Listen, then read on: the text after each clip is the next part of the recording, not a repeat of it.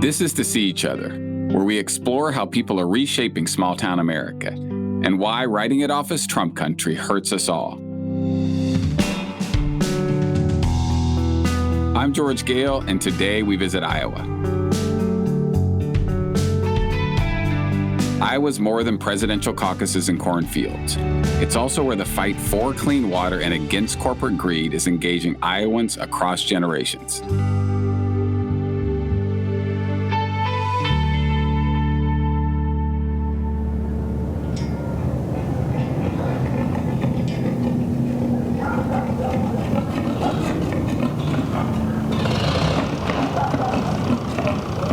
When we think about rural America, one picture that pops in our mind is agriculture. The family farm, close-knit communities, the pride of growing food for your family and the world. That way of life is hanging on by a thread, and it remains a live fight. And the fight itself's become so extreme and cut so close to the bone that rural communities are now not just fighting for their dignity, but for the most basic human need. Rivers that supply water to Des Moines, the state's largest city, contain record levels of nitrates. Water. Water flows between urban, suburban, and rural. It flows across race and even across partisanship. It connects all of us. And most of us believe the government should ensure the safety of that water. Even diehard conservatives see water as a place where we need government to show up. When it doesn't, it's due to corporate greed. No matter the reason for the unsafe water, lead, toxic pesticides, fracking, or in the case of Iowa, hog manure, the actual underlying cause is greedy corporations and the politicians they've bought off. It's really that simple. And it's a crisis that's playing out across the country, from Flint to Standing Rock and beyond. Iowa is one center of that crisis. In the late 80s and 90s, corporate pork producers slowly started taking over the state. In 1995, Iowa's then governor, Terry Branstad, signed a law that allowed for corporate ownership of hogs and swung open the floodgates for factory farming. Since then, Iowa has become one of the biggest suppliers of pork to the world. There are now nearly 10 times as many hogs in Iowa as there are people. Have you ever been to a corporate hog operation? You can smell it from miles away. This isn't the smell of a barn or even of animals. It smells poisonous. You won't see workers tending to animals, but completely automated feeding operations, with hogs all but stacked on top of each other. They are not running in the field like the ones on the farm next to where I grew up in Indiana. At most corporate hog operations, the pigs rarely leave the containment center, but their manure does. Iowa's 26 million hogs are producing as much waste as 45 million people. 750 of the state's waterways are polluted. Those waterways have streamed into the Gulf of Mexico, creating a toxic dead zone where no marine life can survive, threatening the Gulf's seafood industry. Locally, the contamination is leaving Iowans at risk of bladder, ovarian, and thyroid cancer. It means newborns face an increased risk of spina bifida and cleft palate. Just to have safe drinking water, the city of Des Moines has had to install the largest nitrate removal system in the world. And despite all of this, the government still hasn't done anything to protect the waterways. In fact, it's done the opposite. In 2017, Iowa's state legislature actually forced a $1.2 million reduction to its Department of Natural Resources. Nationally, in 2018, the Trump administration cut the EPA's water monitoring budget by a third, eviscerating water quality enforcement. Throughout all of this, People's Action affiliate, Iowa Citizens for Community Improvement, has been fighting to protect Iowa's waterways and everyday Iowans. Even since before pork production ramped up in the 90s, they have been striking at the root of the problem, the state putting corporate agriculture's interests ahead of people and the planet. I never really thought about water or if it was clean or not. Nobody trusts our town water. People give their pets bottled water because they just don't feel that it's safe. I never heard of any water pollution or anything like that. Never heard of wells being polluted by hog crap or anything like that.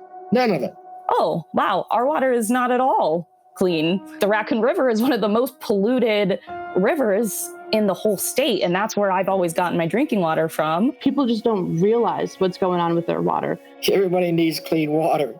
to survive. It becomes a public health issue. Water, which we drink every day in even moderate amounts, is killing us over time.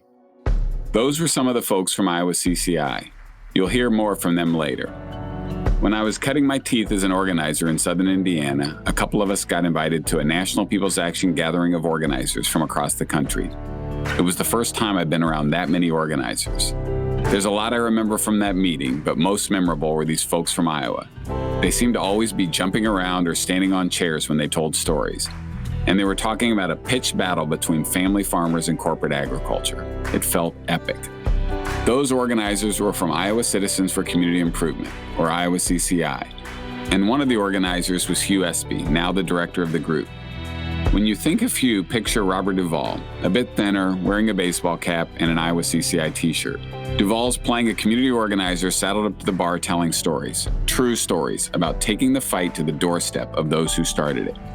Here's Hugh on the fight in Iowa and how the fight for water and against greed has brought together everyday Iowans, from urban to rural, and from the state capital of Des Moines to the tiny town of Adair, population 781. From like the mid-90s, maybe you start out with a couple hundred of these factory farms. Now we've got over 10,000. And just in terms of the number of hogs, at that time in the mid-90s, we had 12 million pigs across the state. Now we have over 26 million. The state of Iowa has 3.1 million people that produce waste every day. Those pigs produce the waste of about 70 million people, and it's spread on farm ground. And it ends up in our creeks, rivers, and streams. So that's how it's exploded. Pig-wise and pig shit-wise, it's exploded. Yeah, can you say a little more about what it means to families in a county, and especially close by when one of these factory farms comes in? It divides people against people, for one thing, because there's somebody that says, well, I can do it, so I'm going to put up a building. And it's just like, yeah, but what are you doing to the rest of the community? And basically what it is, it's like, no, it's about me. It's not about the community. It's about me. And why am I doing it? Because I can do it. So it first and foremost, it pits people against people. Secondly, for the neighbors that are living around it, there's going to be the stench. And it's not a smell. It's not like an old barnyard smell where, with straw and bedding, with horses and all that kind of stuff. And that's not that at all. It's like, this is a stench. And the fumes and what you're smelling is the hydrogen sulfide and ammonia, or what you're taking in. And those are harmful to your health. You don't have to be in the building to suffer health effects from the fumes, the hydrogen sulfide and ammonia, the air pollution that comes off of factory farms. So there's that. And then the stench, and it's like you're become either a prisoner in your own home, or you're driven out of your home because of different times during the year. If I'm spreading manure, it's like, oh my God, can't have a picnic, can't put clothes out on the line. You got to shut your windows. You can't do this. You can't do that, because it's a fume that just, it's hard to explain. It's kind of like if you're stuck in a dirty old gas station. Sorry, I'm not trying to bust on gas stations, but if you're in a dirty old gas station in a dirty old bathroom and you're locked in there and there's fucking piss and shit in there and that you can't get out, it's like, that's what it's like. You're trapped. You're trapped in there. So it's that. Plus, then there's the constant truck traffic. Trucks are bringing feed. You got to bring feed to it, because hogs eat a lot. So you got to bring, and, you just don't grind it there. It's like the company that owns it is bringing in all these big semis. So there's constant traffic up and down the gravel roads, and then the safety issues. And then your roads get torn up. And then the county uses public dollars to fix roads that the corporation's tearing up. I said, well, that's not right. We should send them a bill. They should pay for that. If there's, road. So there's damage to roads. There's the constant truck traffic. There's the noise. And then there's the manure. I'm not even getting to the manure getting into your water and polluting things. And why aren't more elected standing up to these factory farms? Because they're chicken shits.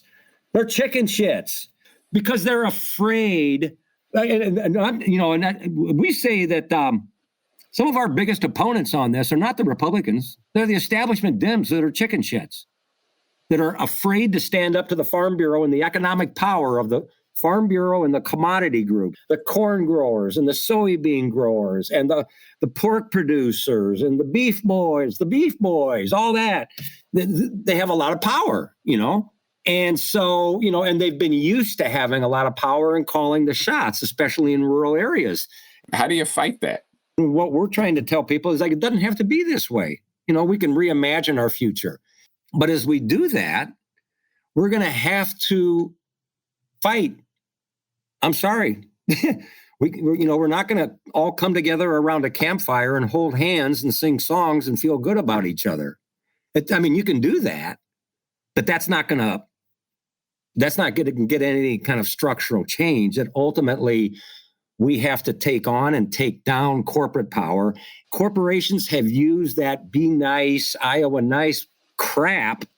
All that. And by the way, I'm from the Midwest. I'm not from New York and I'm not from Los Angeles. And it's just, I hate that Iowa nice stuff because it's used against us. It makes you feel good, but it doesn't solve anything and allows corporate power to continue marching on, doing what they want to do and just tearing our communities apart. What's it mean when family farmer or, somebody in a rural community finds Iowa CCI and moves from being completely alone in this fight to being on part of a team? They've reached the promised land. I think people find community and a sense of family by being part of an organization like this that has a similar analysis about a particular issue. And then we learn other things about other issues and we meet other people around the state that may not look like us and they may not talk like us and they may not speak the same language. And it's like, well, hell, they kind of have issues too that were kind of connected. So I think it's kind of finding solidarity. Solidarity is important. We got to stick together and we got to stick up for each other. And I stick up for you and you stick up for me. And let's fight for somebody we don't know. And let's fight for people we do know. And let's fight for other people. Maybe it's like rather than finding your community in your neighborhood in a rural community, you're finding your community, you're defining neighborhood differently. Another reason I'm taken by Iowa CCI, other than its commitment to the fight, is its members. Because visually, if you came into a meeting, you could think you were at a Trump rally. But CCI members are the ultimate stereotype busters, a group with a lot of older rural white folks, deeply devoted to racial and economic justice. Larry Ginter is one of those members. He's a retired third-generation family farmer who lives in the town of Rhodes, Iowa, and has been a member of Iowa CCI since the early 2000s. One of my favorite memories of Larry was when National People's Action took over the offices of the Federation for American Immigration Reform, an anti-immigrant organization based in D.C. He was part of a Latinx Black and white leadership team. And it meant a lot to people to have an older white farmer with his Wranglers, Western shirt, and cowboy boots stand up with tears in his eyes for the rights of immigrants, documented or not. When we visited Iowa, he shared with us his story about what it's been like to have a way of life and the health of his community get pulled apart, and how he and others are working to reimagine rural Iowa. When I was a kid growing up and when I was farming full-time, the neighbors would come in, we'd shell corn together, we'd pick corn on the ear. We were working side by side, getting the corn shelled and putting it in our own bins or whatever. You're getting down in the soil, you're walking the beans, walking the corn, pulling out weeds, the manual labor being out there, plowing up the ground. You see the birds flying in and getting the grubs on the ground when you're plowing up the stuff, smelling the rich soil. There's nothing like little pigs running out there behind their mother, laying in the grass or laying in the straw, whatever it is. Okay, it's just fun to watch them, okay? Once you get the dirt under your fingers, under your fingernails, and once you see the stuff growing and you see the new crops coming out of the soil, there's nothing like it. But let me give you a history about what life was like growing up in the 40s under the Roosevelt New Deal program, because it is absolutely mind-boggling what it was like back then and what's happened now. We were a fully diversified family farm. We had cows and we had dairy cows, milk cows. We had chickens and we had hogs. We rotated our pastures. We had rotation pasture. We had 2 apple trees. We had a cherry tree. We had big gardens. We had grapes, and we had strawberries. And Mom and Dad butchered, and they canned the beef and canned the pork. We'd have fresh milk. We'd have all these kind of things that I just don't have anymore now. But anyway, it was a wonderful time. Family farmers were prospering under the Parity New Deal programs. And the small towns were prospering. I remember as a young kid going into Rhodes and on Saturday night, and the streets in the summertime, it was packed, car bumper to bumper, they were lined up on both sides of the street. Band concert night, and we've got our groceries there. We've done most of our shopping there in Rhodes. We had a bank. We had 2 gas stations. We had a post office, a small telephone company. We had a hotel, restaurants, feed stores, a lumber yard, 4 churches, school, the whole shebang. And every town was like that. It was just prospering. The money flowing from family farms are flowing into small towns. And of course, further than that even, but anyway. It's more or less a bedroom town now. We've got a post office, we got a bar, we got a repair shop, but everything else is gone. We've only got 1 church left. We have no school left. That's all that's left of Rhodes. We got a fire station there. We had a wealthy farmer. They had a building program last year. People donated, and we got a new fire station, which is really a wonderful thing. And still the hardworking folks there. I mean, it's, like I said, it's a bedroom town, but it's a remnant of what it was before. Let me talk to you about how I raised hogs. Okay, I turned my sows out morning and night. Got them up in the morning, turned them out, and came back in and laid down. And I had straw in there for the pigs and for the sow. Okay. Confinement, it's all concrete. They're in those buildings. If they have what is called gestation stalls, that's when the sow's going to have, it's 3 months, 3 weeks, 3 days before they can have a pig. They're in confinement until they have their pigs, and then they go and put them in a farrow house. Okay? And they're in there for maybe 2 or 3 weeks. Then they go back to the gestation stall. Okay? My operation, after those sows had their pigs after 2 or 3 weeks, I would take them out of there and pair up or have 3 or 4 sows in the one pen. And with their pigs, and I have a little area so the pigs could get away from them and eat in there. And then they could go outside on the grass. Okay?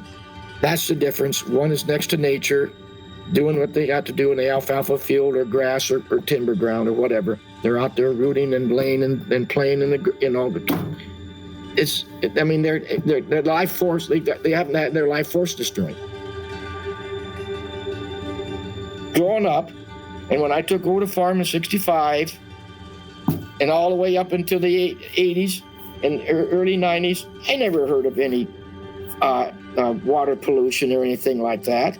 Never heard of wells being polluted by hog crap or anything like that. None of it. But when they let the big boys in, it wasn't more than a couple years, we started hearing trouble of a manure spill here, poison wells, whatever. The whole system is just out of control.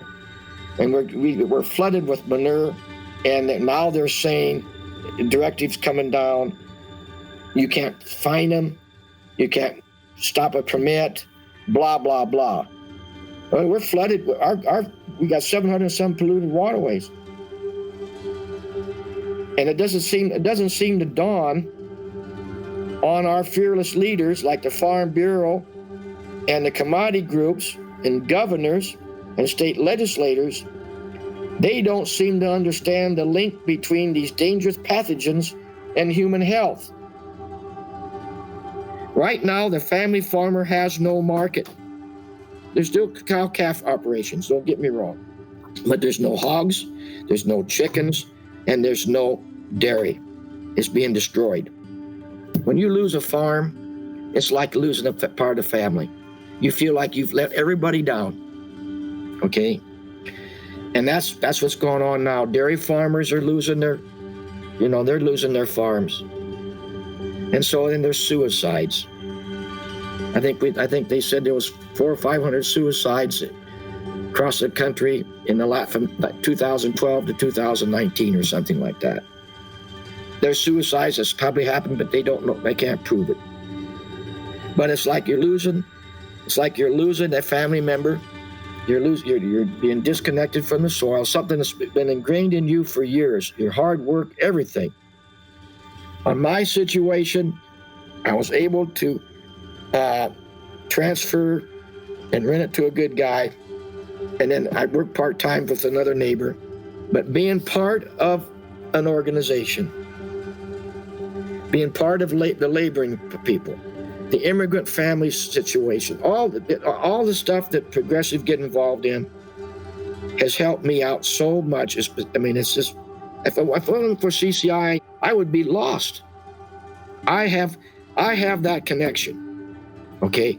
There are a hell of a lot of people that don't have that connection. And I feel sorry for them. There's a lot of farmers out there that do not have that connection. I'm 80 years old, but I've got nothing to goddamn lose now. And it's very important. We all need to take that attitude. We've got nothing to lose but ourselves, our soul, and this precious earth and our communities. And so we got to fight together, stand up for one another, and take them on. That's all there is to it. Larry always fills my heart and gives me hope. Now, to go up against corporate ag and win the fight for clean water, you're going to need to build a big coalition. It's got to be urban and rural, multiracial, and intergenerational. Fortunately, the next generation is in the fight.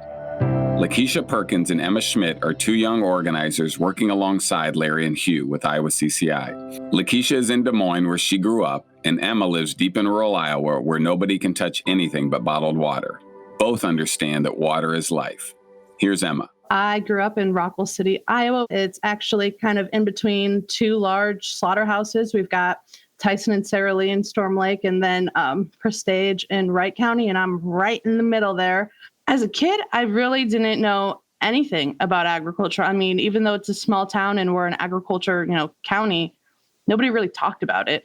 I mean, I was probably 20 before I realized that the long white buildings that you saw all over the place were factory farms. I didn't realize they were filled with thousands of animals until I actually started looking into it, because it's not an obvious thing. They don't just say, hey, we got 5,000 hogs in here right now. They try and conceal it as much as possible. I'm Lakeisha Perkins. I was born and raised in Des Moines. We've lived in or near this area since forever. I didn't really know anything about agriculture, but always grew up thinking, I want to be a veterinarian. Iowa State has a huge ag college. So I actually started off as an animal science major, but I ended up switching to agriculture in society, which looks at agriculture using a sociological perspective to see how agriculture has changed over time and how that has affected different groups of communities. I learned a lot about how a lot of farmers have been pushed out due to this, get bigger, get out mentality. I've watched my town just deteriorate. It's the face of struggling rural America. We have lost our businesses. Our schools have consolidated multiple times. We lost our grocery store this year, so we have to drive 50 miles just to get food. A lot of that is because the farm system that we have is not what it used to be. Everything is, one farmer raising 5,000 hogs instead of 10 farmers raising 500 hogs. It made me angry that in animal science and in corporate ag, they pitched that this idea that we're feeding the world and we're just doing what we need to do and that there is no other way that's going to work, while also ignoring the fact that there's still a ton of people who are incredibly food insecure in Iowa, in the nation, in the world. And that farmers are suffering from this, consumers are suffering from this, and there's farm workers who are treated, like crap. Corporate ag abuses immigrant workers and then basically sits by when ICE shows up and watches them all get taken away. And that was infuriating to me. Nobody trusts our town water. People will give their pets bottled water because they just don't feel that it's safe. Normally, our, city water does operate within guidelines. We did have a period, 2 years ago, where we were all drinking water for a month that was not safe. And then we got a letter that told us, hey, just so you know, this happened. It's like, oh, great. Wish you would have told me that before. This year, we found out that our water system needs to be upgraded. And so they've jacked up our property taxes to pay for that. And rumor is they're going to double our water bills as well, just to be able to afford to give us safe, clean drinking water. I never really thought about water or if it was clean or not. Started learning about it and was like, oh, wow, our water is not at all clean. The Raccoon River is one of the most polluted rivers in the whole state. And that's where I've always gotten my drinking water from. I never knew any of this, never thought to look into it. And now my family's been drinking this, forever. Like I learned from the Dakota Access Pipeline protests, water is life. We all need it. We as a species cannot survive without it. Factory farms and agriculture are number one polluter of water in Iowa. And as a result, Iowa is the number 2 polluter of the Mississippi River, which obviously runs down to the dead zone in the Gulf of Mexico and contributes to that. So it's not just Iowa that we're worrying about here. It's everywhere. This is our future that we are fighting for. Young people have so many newer, fresher ideas, and we just can't be afraid to speak up and take action and fight back against the people who are threatening our future, because that's what's happening. And what it's going to take is for us all to find the confidence to stand up and fight against them and speak against them and take any consequences that it comes with that, because there's going to be consequences, but it's going to be worth it, because in the long run, like I said, this is our future we're fighting for, and we have to do whatever it takes. So one more thing that I want to add is, especially for young people of color like me, particularly women, we are always struggling and fighting 10 times harder in this world to get to the places that we want to be. And a lot of times our voices are left out of conversations, or we're talked around, or, people are making solutions for us. This is our time. And in this moment, we have to push back against that. Racism is not going away. It hasn't gone away. And in many ways, because of our current political establishment, things are getting scarier, much scarier. And so for people of color all over, young people of color like me, we need to be loud and let our righteous anger out, because it is righteous. We have a right to be upset, and we should let that out. I love that these young organizers, inspired by others across the country, are building together with older folks to make the world safer for all of us. The kids are going to be all right. Having these conversations in Iowa has me thinking about our hierarchy of values and what we're passing on to the next generations. Clean drinking water is a basic need, and yet some companies making more money takes priority over people in rural communities having water to drink. That is our hierarchy of values. Like we saw with Larry and Emma and Keisha, the vibrancy of rural communities, the loss of a way of American life, and our health have all been eroded by corporate greed. That erosion is another form of inequality. The people who are poisoning the well and those who have to drink from it.